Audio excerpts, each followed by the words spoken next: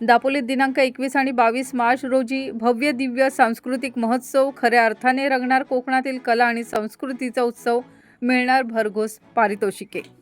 कोळथर येथील संस्थाकाई कृष्णमामा महाजन स्मृती प्रतिष्ठान आणि सांस्कृतिक कार्य संचालनालय आयोजित दापोली सांस्कृतिक महोत्सव दिनांक 21 आणि 22 मार्च रोजी महाराष्ट्राचे सांस्कृतिक कार्यमंत्री आशिष शेलार, गृहराज्यमंत्री योगेश कदम, विधान परिषद आमदार उमाताई खापरे यांच्या प्रमुख उपस्थितीत होणार आहे.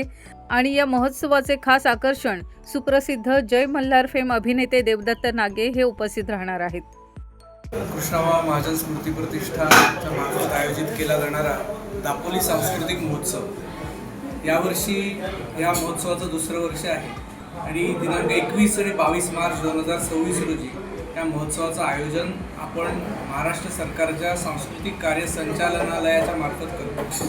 विश्वेश्वरय्या सभागृह कोकण कृषी विद्यापीठ इथे 2 दिवस हा कार्यक्रम अतिशय उत्साहात पार पडणार आहे आणि या कार्यक्रमाला उद्घाटनासाठी प्रमुख अतिथी म्हणून सिने अभिनेते, जय मल्हार सिरियलमधले फेमस अभिनेते, मराठी अभिनेते देवदत्त नागे, त्याचबरोबर महाराष्ट्र शासनाचे सांस्कृतिक कार्यमंत्री आशिष शेलारजी, महाराष्ट्र राज्याचे गृहराज्यमंत्री योगेश कदम, विधान परिषदेचे आमदार माननीय उमाताई खापरे या सर्वांच्या उपस्थितीत उद्घाटन पार पडणार आहे. आणि 2 दिवस चालणाऱ्या या महोत्सवाचं आकर्षण म्हणजे इथे दापोली तालुक्यात असणाऱ्या विविध सांस्कृतिक आणि लोककला यांचं एक उत्तम सादरीकरण या ठिकाणी होणार आहे.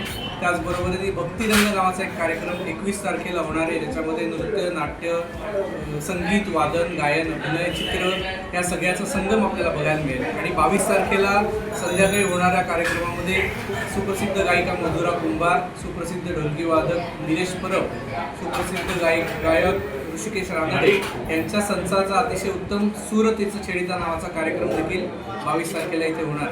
अशा प्रकारच्या या महोत्सवाचा आस्वाद दापोलीकरांनी अधिकाधिक संख्येने घ्यावा असं मी प्रतिष्ठानच्या वतीने आपल्याला आवाहन करतो. सांघिक स्पर्धांमध्ये खालूबाजा, सामूहिक भजन, नाट्यछटा आणि कोकणातील लोककला अशा 4 स्पर्धांचा समावेश असेल. याच्यामध्ये सांघिक स्पर्धांसाठी पारितोषिकं असतील. प्रथम क्रमांक 10,000 रुपये आणि सन्मानचिन्ह, द्वितीय क्रमांक 7,000 रुपये आणि सन्मानचिन्ह, तृतीय क्रमांक 5,000 रुपये आणि सन्मानचिन्ह. आणि वैयक्तिक स्पर्धांसाठी पारितोषिकं असतील.